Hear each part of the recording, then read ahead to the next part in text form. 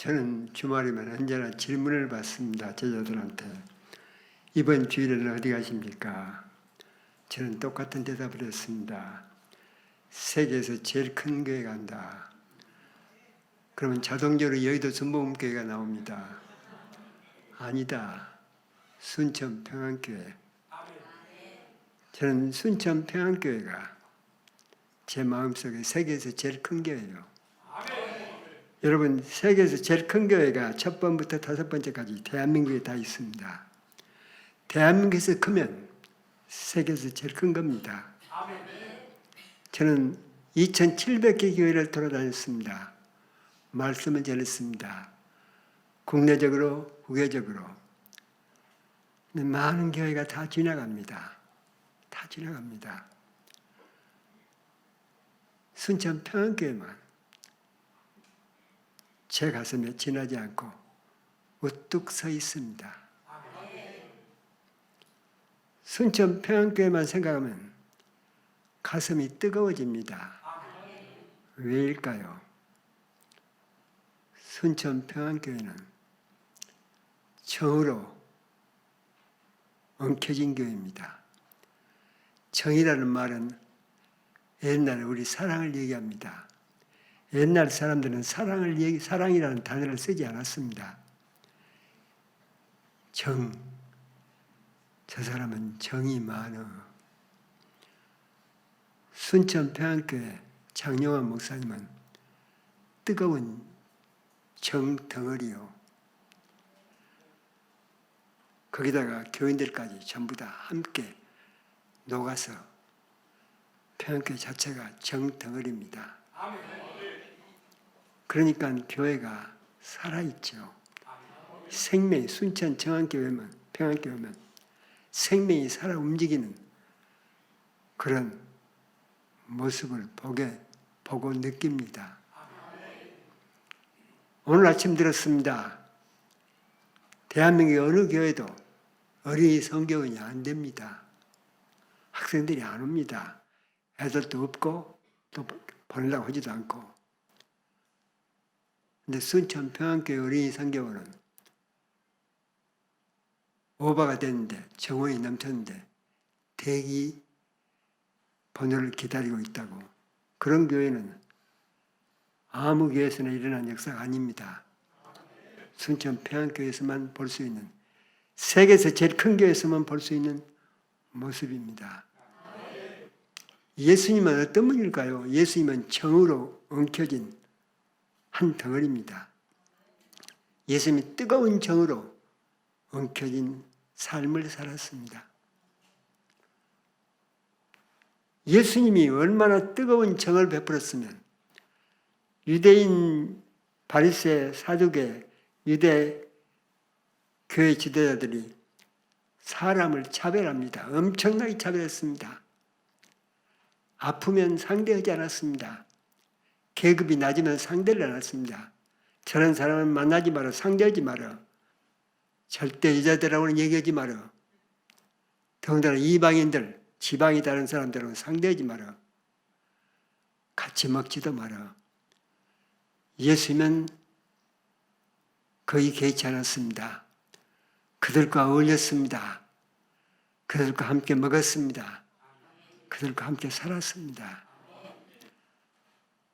그러다 보니까 예수님의 뜨거운 정에 그 어려움을 천대받았던 사람들이 딱 뭉칩니다. 예수님 가는 게 모여듭니다. 오병이어 기적을 보면 압니다. 어른 숫자만 5,000명입니다. 어른만.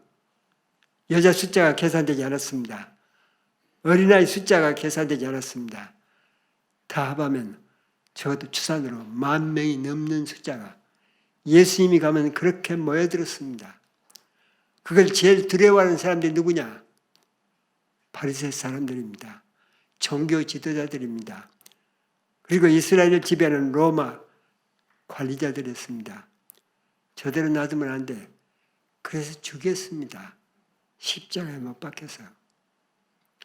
예수님 십자가에 달려서 죽었습니다. 없어졌습니다.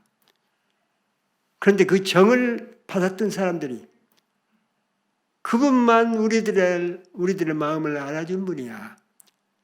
그분만 우리들과 함께 먹었어. 그분만 우리들의 마음을 이렇게 이해하고 알아주신 분이야. 예수님은 죽었는데 그들이 똘똘 뭉쳐서 점점 불어납니다. 예수님은 몰랐던 사람들까지도 전부 다 그런 분이 있었어. 그분이 우리들의 구세주야. 그런데 그때 예수님을 따르던 사람들은 매를 맞든가 아니면 죽임을 당했습니다. 가만히 놔두질 않았습니다.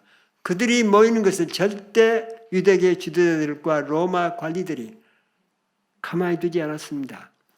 예수 믿는 사람들이 모이면 계속 잡아주겠습니다. 죽여도 소용이 없었습니다. 그들은 점점 더 불어났습니다. 왜냐? 그분만 정으로 우리를 만나주신 분이야. 그분만 우리를 알아주신 분이야.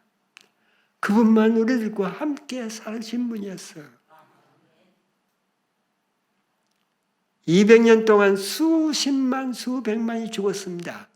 예수 따른다는 그 제목으로. 그런데 소용이 없습니다. 그때 예수님을 따르던 사람들이 누구냐? 저런 낮은 사람들, 노예, 노비들. 그게 점점 퍼집니다. 들불처럼 퍼집니다. 로마로 들어갑니다. 이태리 로마까지 파고 들어갑니다. 누가 예수를 믿느냐? 로마 귀족들의, 로마를 지배하는 정치 권력 지도자들의 노비들, 노예들이 예수님을 믿습니다. 그들이 예수님의 정에 반해서 그들이 행동이 달라지고 그들의 눈빛이 달라지고 몸이 달라지고. 그런데 로마 지도자의 부인들이 가만히 보니까 달라. 노비가 많은데 어떤 노비들은 실실 웃으면서 여유가 있어. 그 자신감이 있어. 왜 저 노비들은 저렇게 다를까? 어느 날 물어봅니다. 처음에 무서워서 대답을 안 씁니다. 또 물어봅니다. 주인이 자기를 믿는 것 같으니까 난 예수님을 믿어요. 그분은 정말 진지한 정으로 우리를 만나주신 분이에요. 그분은 정으로 우리와 함께 먹고 사신 분이에요. 그분만 우리들을 알아주는 분이었어요. 처음엔 로마 귀족 부인들이 믿지 않았습니다. 그런데 아닙니다. 저 아이들이 저렇게 이런 어려움 속에서 행복한 것은, 저렇게 기쁜 것은 이상하다. 거기에 넘어갑니다. 귀족 부인들이 넘어갑니다. 넘어가서 완전히 예수를 믿는 사람들로 바꿔집니다. 그러면서 남편한테 얘기합니다. 난 이런 노예를 만났습니다. 그 노예가 믿는 게 예수요. 예수를 믿었더니 이렇게 마음이 기쁩니다. 남편이 감동을 합니다. 여러분은 베네라는 영화라든가 코바데스라는 영화를 보았을 겁니다. 나중에 200년이 지나갑니다. 로마 사람들이 가장 즐기는 게 뭔지 아세요? 예수 믿는 사람들 잡아다가 죽이는 겁니다. 어떻게 해요? 예수 믿는 사람들 50명이고 60명이고 데려다가 로마 광장에 모여놓고 사자를 10일 동안 굶깁니다. 그리고 50명을 딱 광장에 내놓고 굶었던 사자들을 풀어줍니다. 근데 사자들이 다가오는데 딱 50명이 움켜져서 찬송을 부릅니다. 죽을 때까지 찬송을 부르다 죽는. 저게 왜 저러냐? 결국 로마가 200년이 지난 313년 누가 넘어가느냐? 로마 황제, 컨스탄틴 황제가 어머니의 선교에 의해서, 전도에 의해서 넘어갑니다. 그리고 콘스탄틴 황제가 명령을 내립니다. 이제부터는 예수 믿는 사람들을 죽이지 말아라. 예수 믿는 사람들을 그대로 예수 믿도록 용인해 주어라. 절대로 건드리지 말아라. 그때부터 마음 놓고 예수 믿습니다. 그로부터 15년 후에 데오도르 황제가 명령을 내립니다. 이제 우리 로마 종교는 기독교다. 우리 모든 로마 사람들은 예수를 믿어야 한다.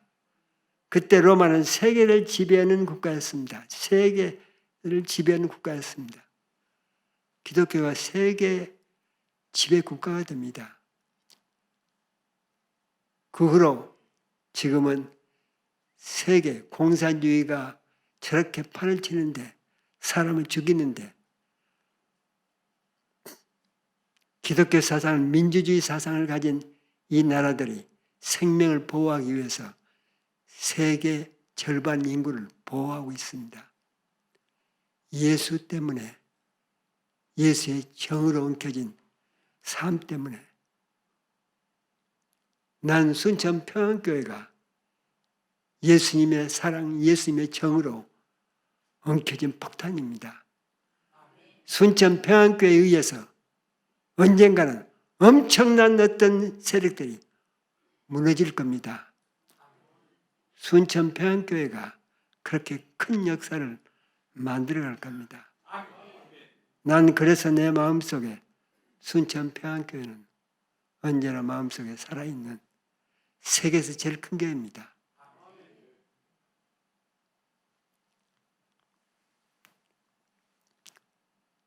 오늘은 정이 많은 사람의 얘기입니다. 박정희 대통령 시절에 우리나라에서 6년 동안 대사를 지낸 분입니다. 미국 대사입니다. 제임스 레니. 그분은 감리교 목사요.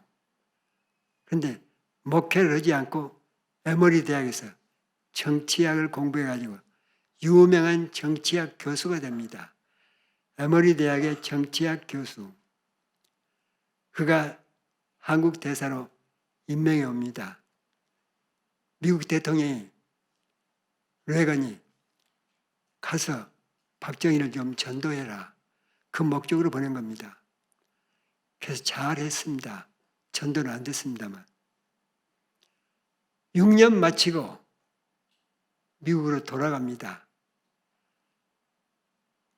레니 교수는 애틀랜타 그 대학에서 에머리 대학으로 다시 교수로 부임했는데 자기 집에서 학교까지 1시간 거리입니다. 걸어서.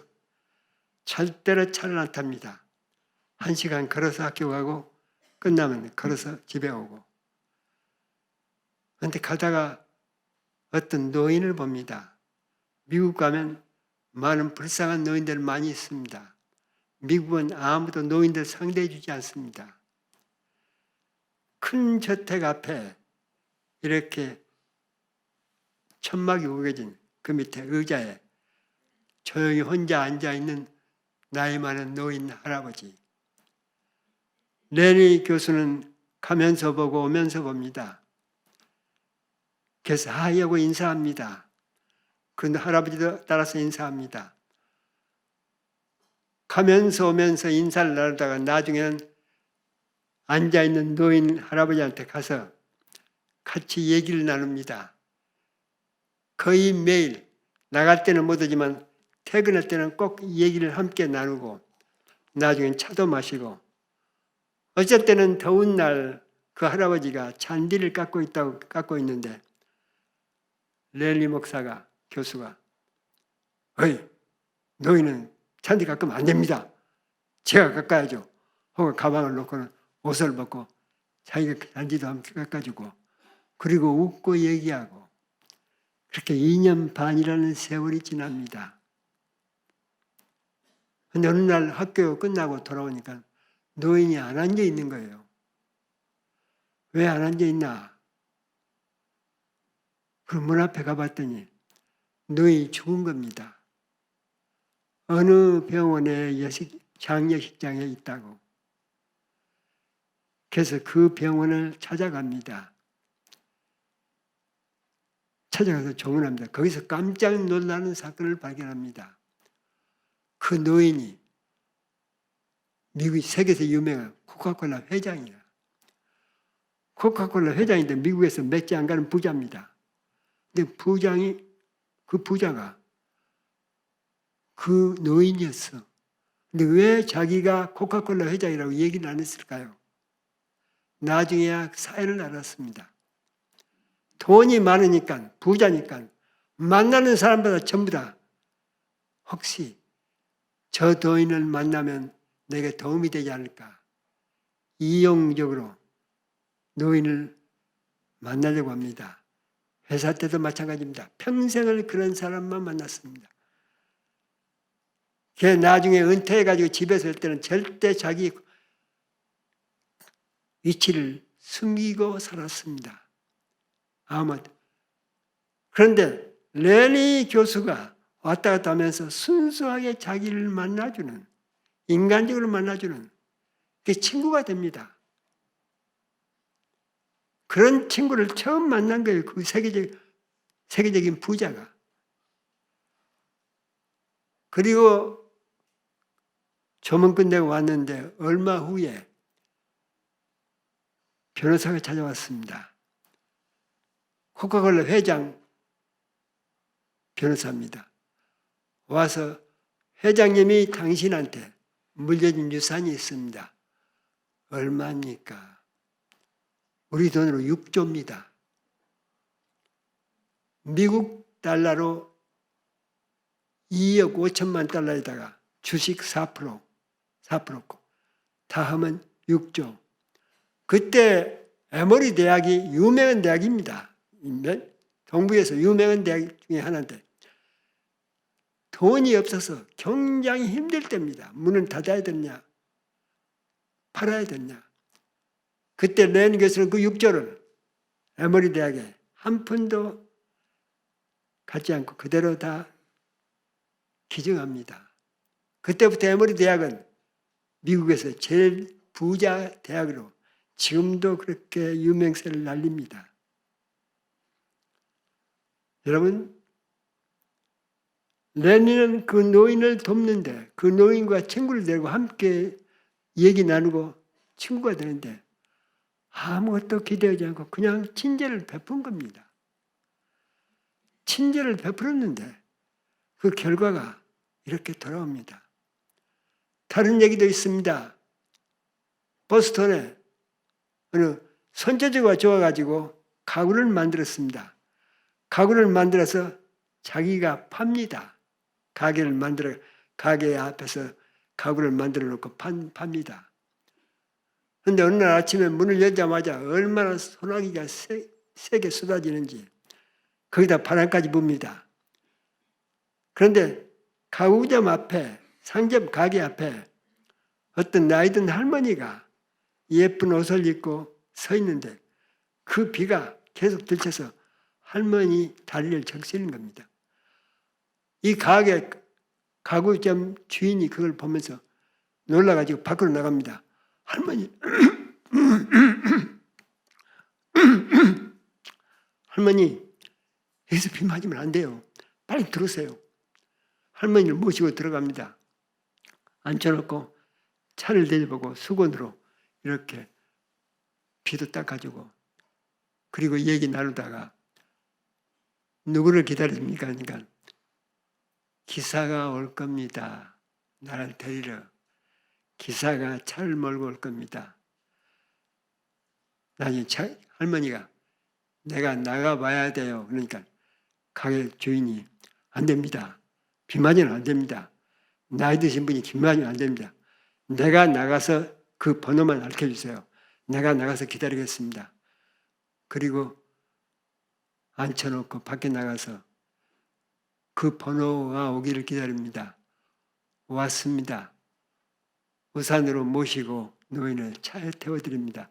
그게 다입니다. 그냥 노인을 도왔을 뿐입니다. 그런데 그 사이에 할머니가 그 가구점 명함을 한 장 가졌던지 오후에 전화가 왔습니다. 뭐라고 전화가? 나 월마트, 미국에서는 2,000개가 넘는 대형 큰 백화점입니다. 월마트 회장입니다. 오늘 우리 어머니를 그렇게 따뜻하게 도와줬다고요. 너무 고맙습니다. 가구를 파신다고요. 오늘 오후에 우리 회사를 방문해 줄 수 있겠습니까? 그래서 가서 만났습니다. 그때 회장 제안이 차트를 달리면서 이런 가구를 만들어서 납품하실 수 있겠습니까? 할 수 있습니다. 그때부터 그 가구점 주인은 미국에 2,000개가 넘는 월마트 백화점에 가구를 납품하는 계약자가 됩니다. 그리고 지금은 미국에서 세계적인 재벌로 변했습니다. 한 노인을 그냥 도왔습니다. 제임스 런리도 가구점 주인도 그냥 노인이니까 노인한테 뭘 기대겠어요? 기댈 거 없습니다. 언제 죽을지도 모르는 노인. 그냥 도왔을 뿐입니다. 그것 때문에 한 대학이 살고 한 사람은 세계적인 재벌이 됐습니다. 가구 재벌이. 오늘 성경 얘기는 다른 얘기가 아닙니다. 그게 아브라함 얘기입니다. 아브라함이 어떤 사람이냐? 정이 많은 사람이요. 아브라함은 그때 굉장히 절망적인 삶을 살고 있었습니다. 옛날 우리나라 양반 시대요. 양반 시대. 양반은 자기 본체 안에서 아들이 안 생기면 그건 소망이 없는 겁니다. 후처한테 아들을 낳아도 그건 소용이 없습니다. 절대 출세 못합니다. 과거 시험도 못 봅니다. 우리나라는 그렇습니다. 옛날 이스라엘 제도도 똑같았습니다. 아브라함이 본처 살아있어 아들이 없습니다. 딸 얘기는 없습니다. 딸도 애당초 사라는 아이를 못 낳는 여자였으니까 그렇게 사라는 90살, 아브라함 100살이 됐습니다. 이제는 소망이 없습니다. 죽을 날만 기다리고 있었습니다. 내가 볼 때 어느 날 오후에 아브라함이 혼자 낙심이 돼서 왜? 소망이 없으니까 혼자 기가 죽어서 밖에 나가서 이렇게 했는데 저쪽에 나그네 세 사람이 걸어오는 겁니다. 그때 유대사회에서 나그네는 굉장히 힘든 일입니다. 왜 그러냐? 유대사회는 물이 없습니다. 가도 물이 없습니다. 그리고 햇빛이 뜨겁게 쬐입니다. 얼마나 걸어가야 사람이 보일지 그건 아무도 모릅니다. 나그네가 한번 길을 떠난다는 사실은 굉장히 큰 모험을 하는 겁니다. 모든 사람이 압니다. 나그네는 다 힘들다는 사실을. 아브라함은 그걸 알았습니다. 나그네가 셋이 걸어옵니다. 걸어오는데 아브라함은 뛰어서 걸어갑니다. 여러분, 나그네는 지나가는 사람이요. 지나가 버리면 그만이요. 이 만남은 지속될 수 없는 겁니다. 그 사람은 지나가 버리면 끝나는 겁니다. 그런데 그 사람한테 다가가서 어떻게 이렇게 피곤한 여행길을 하십니까? 우리 집에 들려서 물 떠다 드릴 테니까 발도 씻고 그리고 차도 마시고 떡도 좀 드시고 쉬었다 가세요. 이렇게 친절을 베풉니다. 그러니까 나그네 셋이 얼마나 고마운 일이요. 밖에 상수리 나무에 앉아서 물 떠다 주니까 발을 씻습니다. 세수도 합니다. 아브라함은 비싼 자기 염소를 잡습니다. 그 나그네를 위해서 염소를 사서 대접합니다. 아무것도 기대할 수 없는 이 나그네한테서 아무 이유 없이 조건도 없이 그냥 친절을 베푼 것뿐입니다. 한참 먹다가 그 나그네가 뭐라고 그래요? 우리가 내년 이맘때 여기를 다시 지나갈지도 모릅니다. 그때는 당신 아내가 아들을 갖고 있게 될 거예요. 아들을 가질 겁니다. 그때 천막에 있던 사라가 웃습니다. 나중에 보면, 뒤에 보면 사라가 혼자 웃는 게, 저 사람들이 내 나이가 몇 살인지도 모르는가 봐. 내 나이가 몇인데. 그때 그 나그네가 웃지 마세요. 웃지 마세요. 그렇게 얘기했답니다. 1년 후에 사라는 아들을 낳았습니다. 이삭을. 여러분, 아무 조건 없었습니다. 아무 조건이 없는 그런 친절을 베푼 것뿐입니다. 그런데 거기에서 평생 소원했던 이룰 수가 없는 기적이 일어났습니다. 아들을 낳았습니다. 여러분, 아무 조건 없이 오늘 성경 말씀은 여러분에게 묻고 있는 겁니다. 순수하게 조건 없이 누구를 도와줘 본 적이 있느냐? 그걸 묻는 겁니다. 순수하게 아무 조건 없이 사람을 도울 수는 없느냐? 한번 해봐라. 그러면 어떤 일이냐? 그러면 기적이 일어난다. 오늘 성경이 그러면 반드시 기적이 일어난다는 겁니다. 우리 평안교회가 앞으로 그런 삶을 꼭 살기를 바랍니다. 조건이 없는 순수한, 그게 교회를 위해서, 누구를 위해서? 두 번째 얘기, 22장 얘기 나옵니다. 아브라함이 100살에 낳은 아들이요. 얼마나 귀합니까? 이 아들 하나인데 딸도 없고. 그런데 어느 날 하나님이 그 아들을 모리아 산으로 데리고 와서 장작불 피워놓고 아들을 죽이라는 겁니다. 아들을 죽여서 하나님께 제사를 드리라는 겁니다. 그때 아브라함이 어땠을까? 그런데 아브라함이 순종합니다. 예, 그렇게 하겠습니다. 그리고 데리고 갑니다. 막 죽이려고 그러는데 하나님이 외칩니다. 멈춰라. 내가 네 마음을 알았다. 그 얘기입니다. 그 다음에 아브라함은 어떤 축복을 받느냐? 세계를 지배할 수 있는 믿음의 조상. 아브라함 때문에 우리는 예수님을 얻었습니다. 아브라함 후손 가운데 예수가 들어있는 겁니다. 그 예수님 때문에 오늘 온 세계가 복을 받고 있는 겁니다. 이 복은 아브라함에서 시작된 겁니다. 오늘 본문은 다른 게 아닙니다. 가장 귀중한 걸, 가장 아낀 걸 하나님한테 내준 적이 있느냐? 그걸 묻고 있는 겁니다.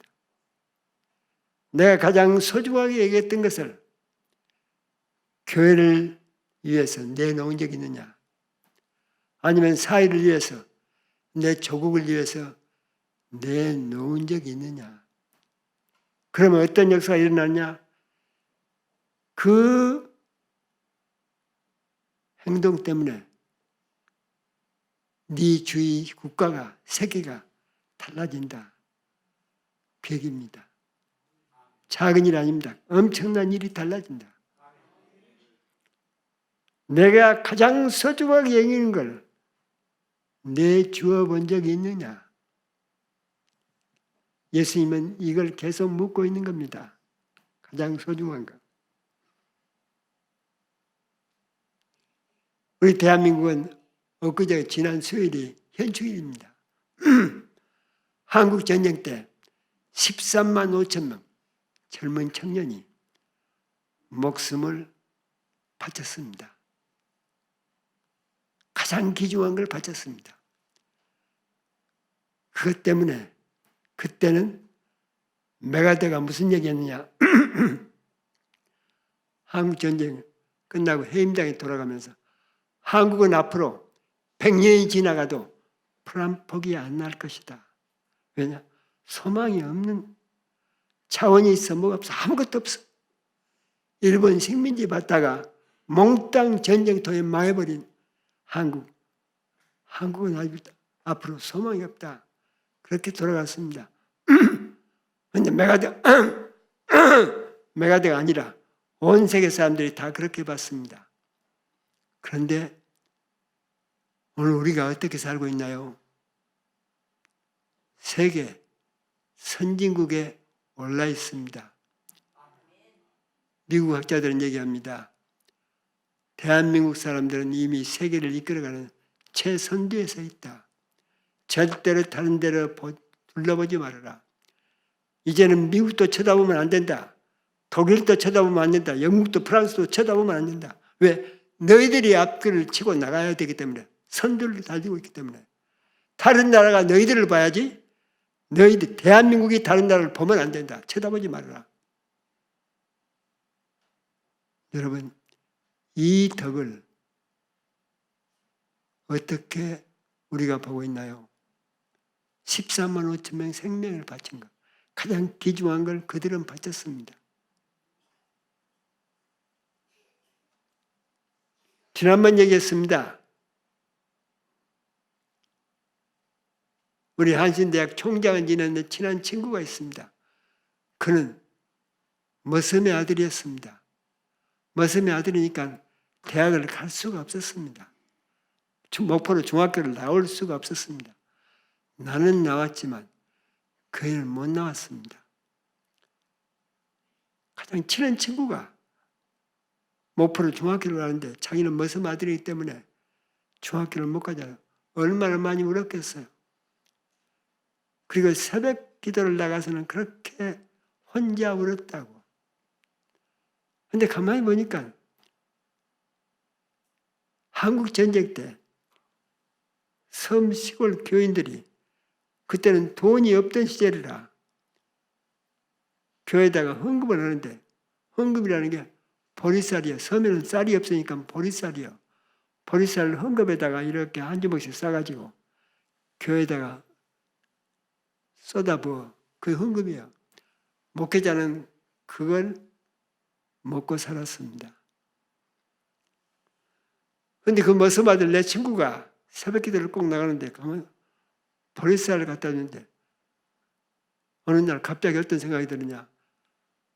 하나님한테 바칠 때 가장 귀중한 걸 바쳐야 되는데 보리쌀 말고 뭐가 있을까? 그게 섬 사람들한테는 가장 귀중한 것, 금보다 귀한 것, 그게 쌀이요. 그 쌀을 어디에 쓰느냐? 자기는 굶어도 조상 제사 지낼 때, 설 명절 때는 쌀밥 한 그릇은 바쳐야 합니다. 자기는 한 달 굶어도 제사 때는 꼭 쌀밥 한 그릇은 조상한테 바쳐야 되는 거야. 그래서 어떤 집도 아무리 가난해도 그 제사 때 쓸 쌀은 비축해 두고 있는 겁니다. 그게 가장 귀중한. 아무도 건드리지 않아. 그 쌀을. 그 머슴 아들 집에도 그 쌀이 있는 걸 알아. 어느 날 그놈이 그 쌀을 통통 털어서 아빠, 엄마 모르게 이쪽에 도둑질이죠. 그걸 가지고 교회를 간 거야. 새벽 기도를 간 거야. 그런데 아무도 안 나왔어. 지희태 전도사라고 1m 80이 넘는 키가 큰. 그래서 빼짝 말라가지고 폐계대교로 요양차 와서 봉사하던 전도사요. 그날이 어떤 날이냐. 그 전도사가 섬 사람들이 보리쌀도 못 내니까 일주일을 굶은 거예요. 폐계를 요양하던 이 전도사가 일주일을 굶어버리니까 영양실조에 와가지고 새벽기도 나가려고 일어나다가 쓰러져 버린 겁니다. 정신이 나가버린 겁니다. 나중에 정신이 돌아오는데 해가 중천에 떴더라고. 그때 지휘태 전도사가 내가 여기서 죽을 건데 순교를 할 건데 근데 교회에서 기도하다가 죽었다는 말은 꼭 들어야 되겠다. 그래서 기어서 갑니다. 걸어서는 갈 수가 없으니까 자꾸 쓰러지니까 기어서 교회로 왔더니 강대상 앞에 가니까 뭐가 놓여 있더래요. 피워보니까 쌀이요.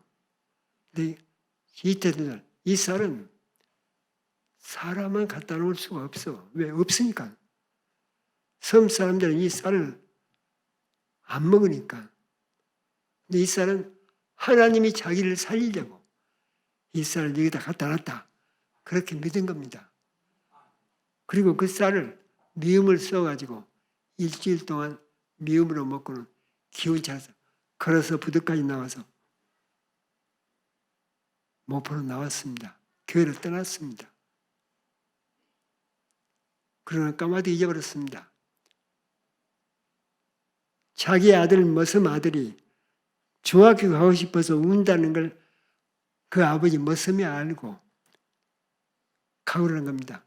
여기서 섬에서 머슴질 하나 목포에 가서 지게로 분팔을 하나 똑같다. 살림을 목포로 옮깁니다. 목포로 가서 그 아들을 지게 분팔이 하면서 중학교를 보냅니다. 나보다 1년이 늦었습니다. 나중에 나는 고등학교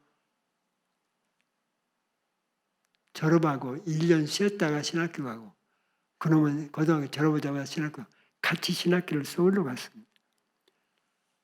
같이 신학교 들어가고 신학교 졸업인데 신학교에서 봄이면 각 신학교가 모여서 배구 시합인데 응원으로 갔더니 그 지휘태 전도사가 소속해 있는 서울신학교 우리하고 배구 시합이 열렸는데 보니까 지휘태 전도사가 서울신학교 뒤에서 목은 하나 더 있어 키가 큰 사람이 박수를 치면서 응원을 하고 있는 거예요. 놀래가지고 가서 인사를 했더니 지휘태 전도사가 우리를 보더니 놀래가지고 빵집으로 데리고 와서 빵을 사주어. 사주면서 하는 얘기입니다. 나는 그 교회에서 틀림없이 죽었을 것인데 하나님이 쌀을 2대박 갖다 놔서 난 기적적으로 살았다고. 그때 내 친구가 얘기가 전사님 그 쌀은 내가 갖다 놨습니다. 그때 지전사가 붙들고 울던 그 친구하고 나하고 신학교 졸업하고 둘이 다 미국 유학 떠났습니다. 10년 동안 공부하고 둘이 다 똑같이 한신대학교 교수로 부임했습니다. 한신대학교 교수들이 일반 대학화가 돼가지고 168명이 총장을 뽑습니다. 교수들이 무기명으로 누가 총장했으면 좋겠느냐 이름을 써냅니다. 168명 교수가 모였는데 그 친구 이름이 145표 나왔습니다. 절대 다수입니다. 근데 168명 교수 그 새끼들이 내 이름을 하나도 안 쓴 거예요. 그 친구가 교수가 됐습니다. 여러분 교수는 법적으로 장관급입니다. 총장을 잘했습니다. 난 그 친구한테 어느 날 둘이 만나서 네가 나보다 잘났냐? 네가 나보다 집안이 좋냐? 아무것도 나왔을 게 없다. 내가 그 친구 손을 붙들고 너는 도둑질을 했을 망정 죽어가는 하나님의 종을 살렸다. 가장 귀중한 걸 가지고. 근데 나는 가장 귀중한 걸 받쳐본 적이 없다. 그래서 나는 총장을 한 거야. 난 총장을 못했고. 여러분, 가장 귀중한 걸 하나님한테, 교회에다가, 사회, 국가에 바쳐본 적이 있느냐? 이걸 묻고 있습니다.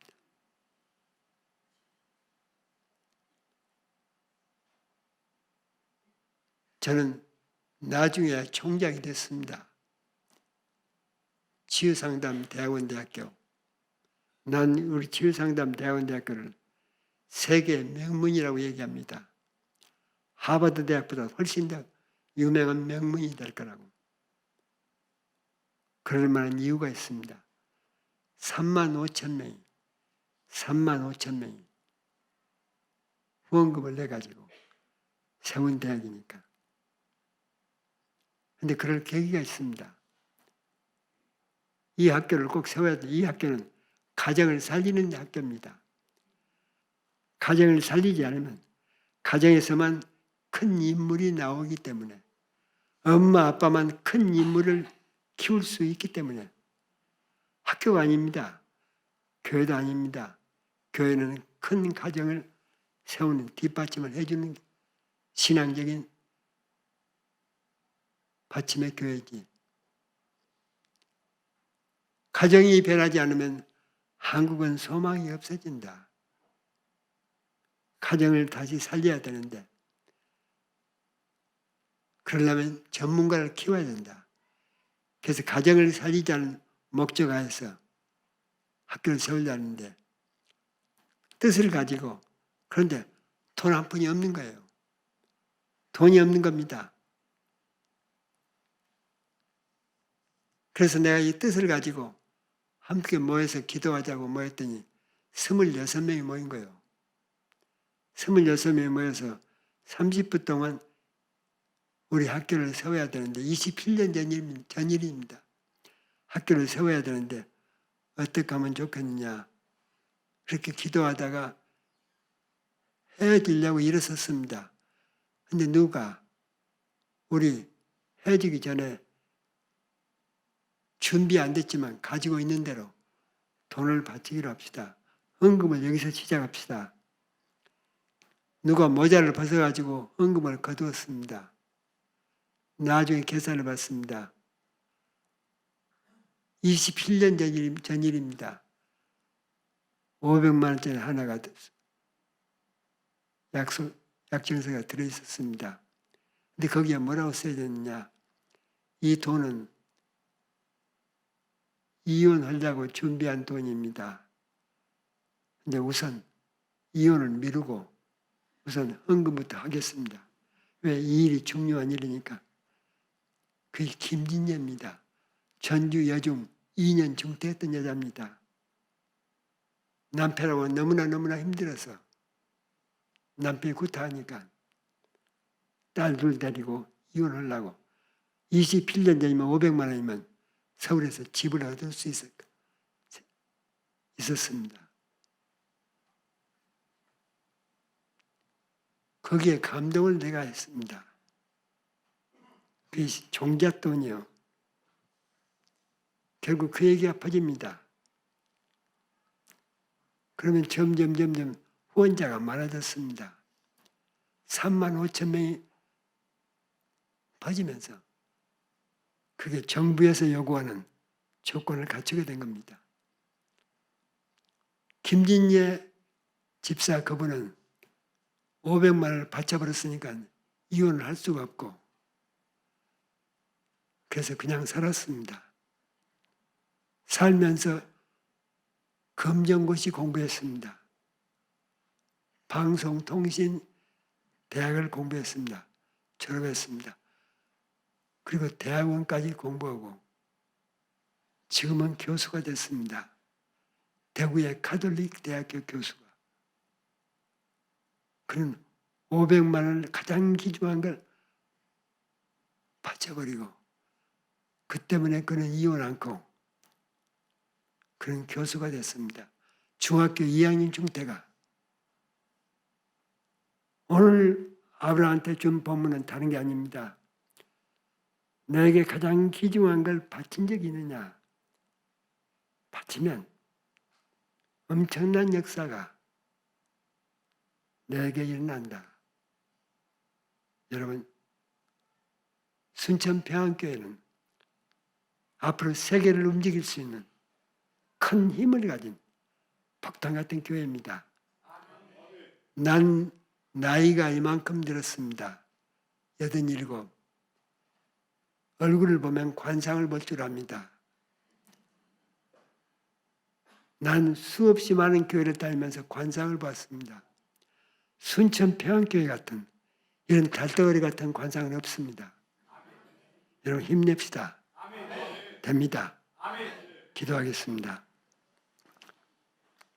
하나님, 청으로 옮겨진 순천 평안교회 우리 정영원 목사님, 사랑하는 교우들, 주님께서 아브라함처럼 꼭 축복하셔서 기적을 낳을 수 있는, 기적을 만들어가는 순천 평안교회가 되게 하옵시고 한국을 뒤바꿀 수 있는 그런 역사가 순천 평안교회에서 꼭 시작되게 하옵소서. 우리 주 예수 그리스도 이름으로 기도하옵나이다. 아멘.